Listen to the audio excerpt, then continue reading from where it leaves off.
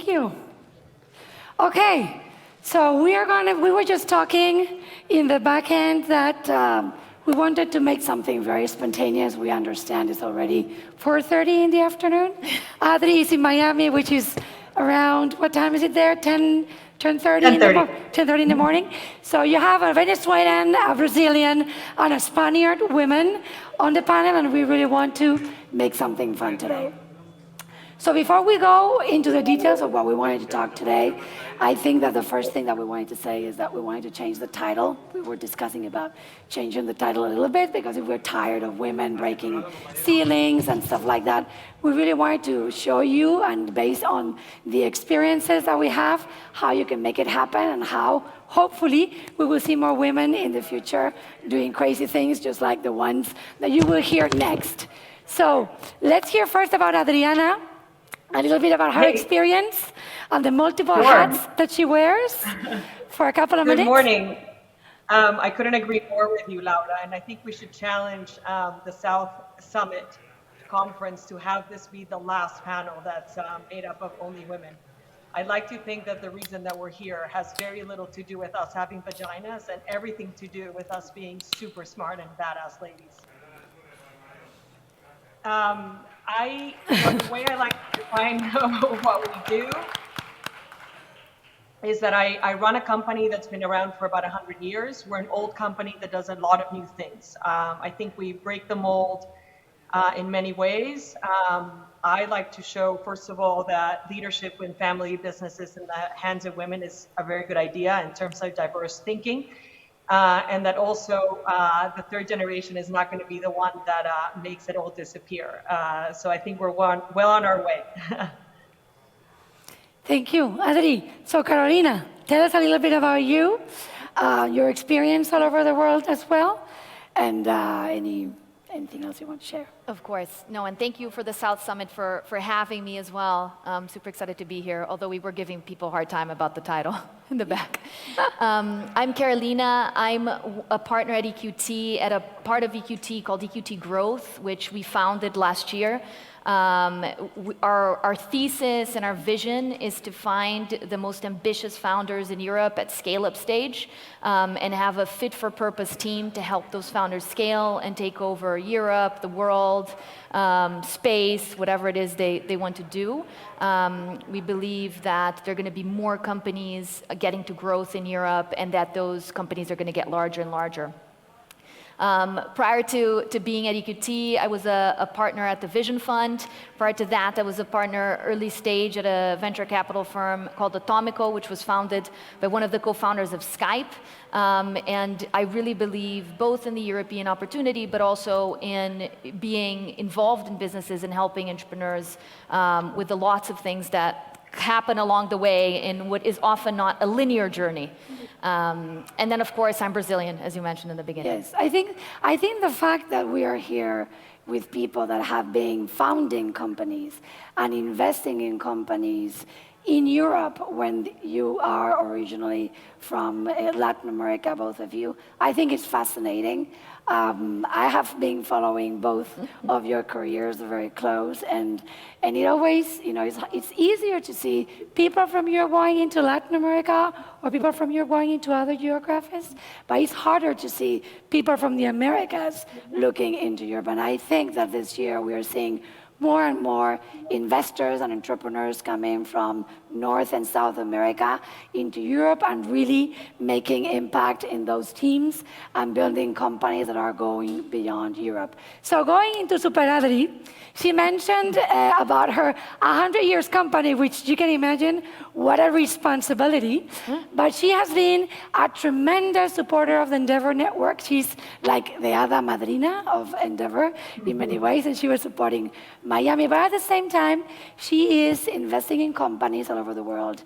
And she has as well launched with a company that, by the way, STS Space Mobile has presence in Spain and in some other European countries. So tell us a little bit about, based on all the experiences that you have, all the crazy things that you've done. She says that the sky is never the limit, obviously. The sky is definitely not the limit anymore. Exactly. I was I was very lucky to meet this incredible Venezuelan serial entrepreneur who's always been focused on connectivity called Abel Avellan. Abel is the guy who figured out how to put Wi-Fi on an airplane for the first time. He had a successful exit. He thought he was going to retire, but he had an itch, and the itch was that he thought he would be the one that would be able to figure out how to connect satellites to cell phones directly without the need of any physical infrastructure on Earth. So he set out to set up a company that's now called AST in Science. The product is called Space Mobile. And I was able to come in as a Series A. I also took over as head of strategy for a while when we were a very slim team of mostly engineers and PhDs, minus me. And I helped him, craft a very successful B round where we really brought in strategic partners. We brought in Vodafone, Rakuten, Samsung, American Towers. I mean, really a dream team. And fast forward about a year after that, just when COVID had began, in April when COVID had began, and he calls me and he says, I now need you to raise the C round. And I said, are you reading the newspapers? People think that we're living in the apocalypse. There's no one that's going to want to fund a giant, extremely risky startup that's dealing with satellites in space. And he said, well, we need to build a satellite, so we need to raise the money. So long story short, that's how we ended up deciding that at the time, our only option and our best option to be able to raise the money that we needed in a timely fashion was to go through a SPAC. And we did. It was extremely successful. It was an incredible project on it to itself. And we listed. And the company has stayed on track with no delays. Because of COVID, which in itself shows the power of working with a lot of engineers, is that they can really have a knack for figuring out how to not have bottlenecks. So we're very proud.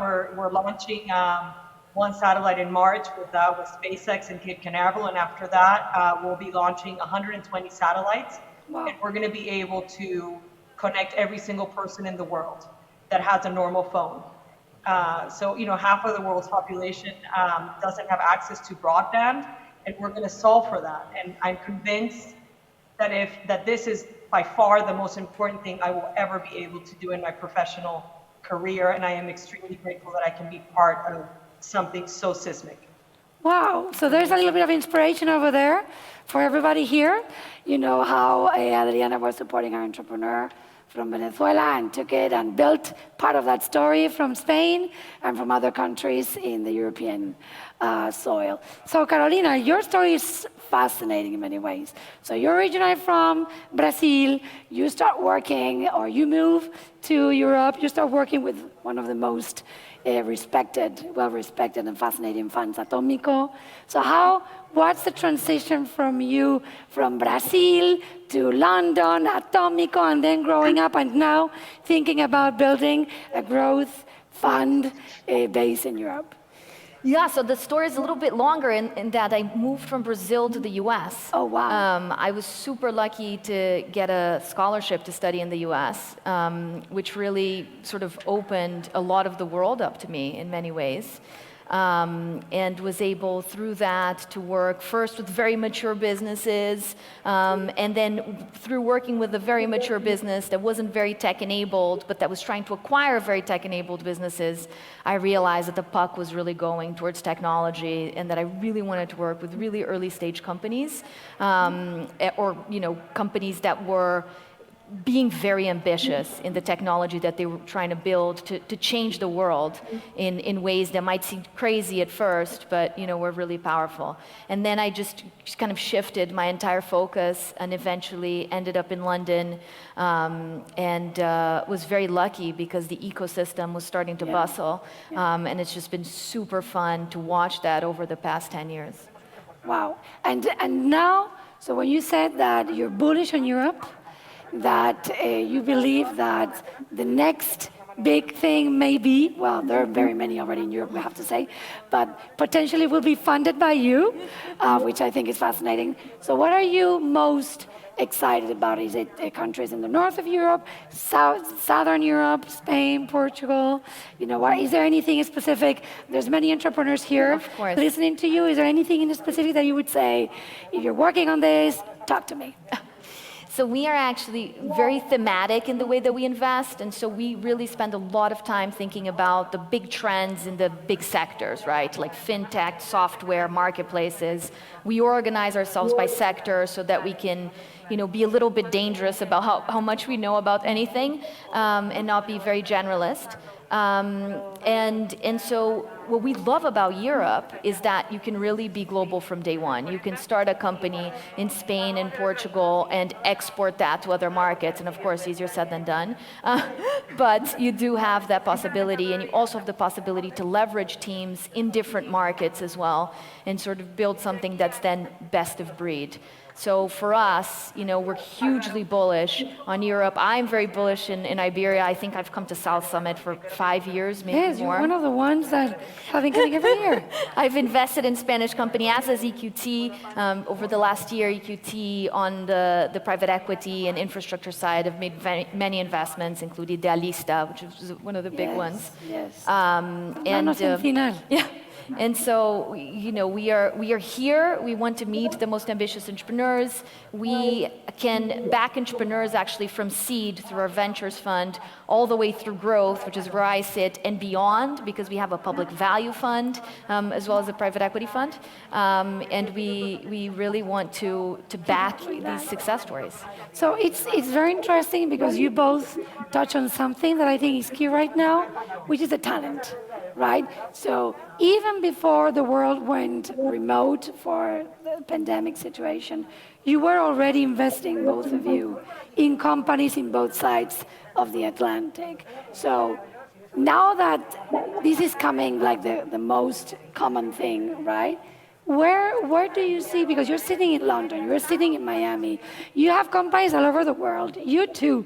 So what would be your main learning or your main focus? Or for example, one of the things that I always say is that talent doesn't have a zip code, because based on my career, I've always been able to work with people from all over the world in different areas, and it has been always tremendously, fulfilling.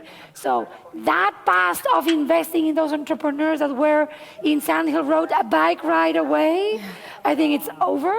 So how are you thinking about that? Are you comfortable? How do you envision those relationships with those founders that you will be investing on, despite they won't be a bike ride away from you? Yeah, I'm happy to go first, and then I think that COVID, in a way, has been very positive for that, because now even management teams and founders are much more comfortable having remote teams, I felt, than before, so that people can actually either be home more often or be in a different country, and it doesn't make a difference, and people are increasingly finding a groove. And I think that's a huge competitive advantage for Europe, because Europe has lots of tech pockets, especially, right? Technical talent and also commercial talent as well, that may not want to be in London or in Berlin or wherever it is. And in the may cold. want to, exactly. May want to stay in lovely Madrid. I would add to that I feel, as Thomas Friedman famously said about 20 years ago, the world has become flat again. If you think it's been advantageous for Europe to enter this sort of new type of working dynamic, put yourself in the feet of Latin American entrepreneurs. It's amazing. It's amazing first of all, there was sort of a digital leapfrogging, and there's also been a evening of the playing field, where Latin Americans more than ever feel that they can be competitive at a global scale. And the moment that you don't feel that you need to have that operational anchor in any one country, it actually kind of frees you and really allows you to think much more pan-regionally or globally.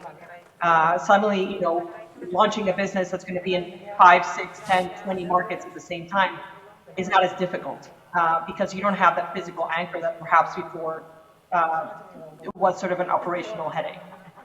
I agree with that. You've mentioned two things that are very interesting. The dynamics have changed so much in the last year, that you can build something in Europe and launch it in the US.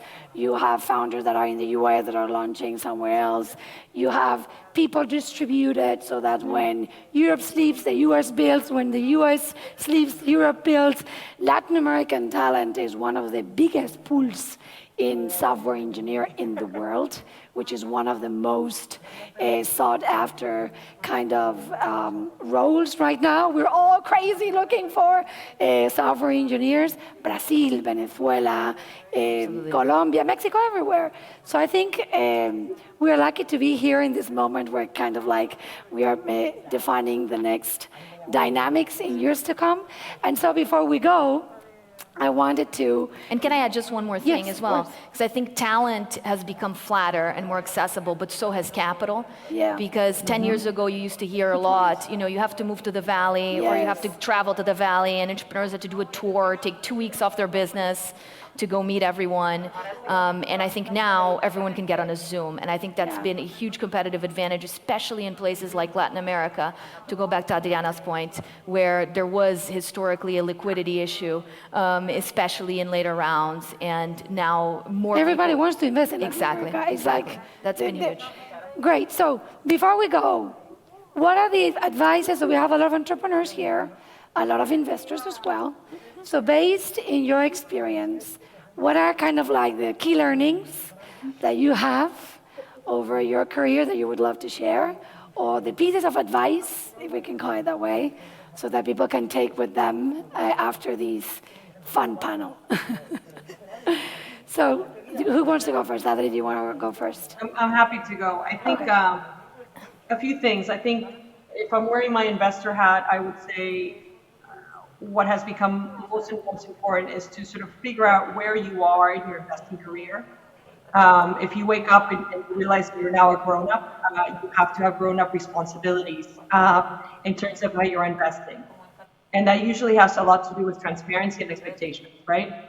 So there's a conversation that you can have where if it's just a friend that you're trying to support, just say, listen, I'm gonna invest with you in the seed round, but I'm really not gonna be your partner going forward. I just want to help you. Fine. There's the other type that's obviously more meaningful, where you say, this is very interesting. I'm going to give you this amount because my intention is to be able to follow you in the second and third round. And I think if you have those conversations up front, it really manages expectations for the entrepreneurs that are really, if they're raising money, it's because they need it and they want thinking partners. So I would just say, if you decide that you're no longer in the friends and family bucket of investors, just try to be responsible and thoughtful. And if you commit to an investment, think of it as the next following years of your life, and not just the moment. And in terms of advice, I would say to everybody out there, we have to always insist. We have to check our biases. We have to not take no for an answer. And we have to always insist if we have the conviction that what we're working on is great. So always insist. Thank you, Adri. Carolina. I'll give one advice for sort of everything, which is going to be very generic, but really when it comes down to it, when I think especially a growth stage, why don't companies or even investors meet their plans? It's all about people. Either you can't hire people fast enough, or you don't hire the right people, they're the wrong people, and that delays you. Or you take too long to hire people and scale up and hire people that are better than you than in other areas because it's too expensive or whatever it is. And so, to me, it's really all about people. Invest in people before you ever think you need to invest in people. Capital is cheap, but people are really hard to find and to train. And so always over-index on that. That's great. So thank you both, ladies. Hopefully next year we will have a panel with a lot more people here.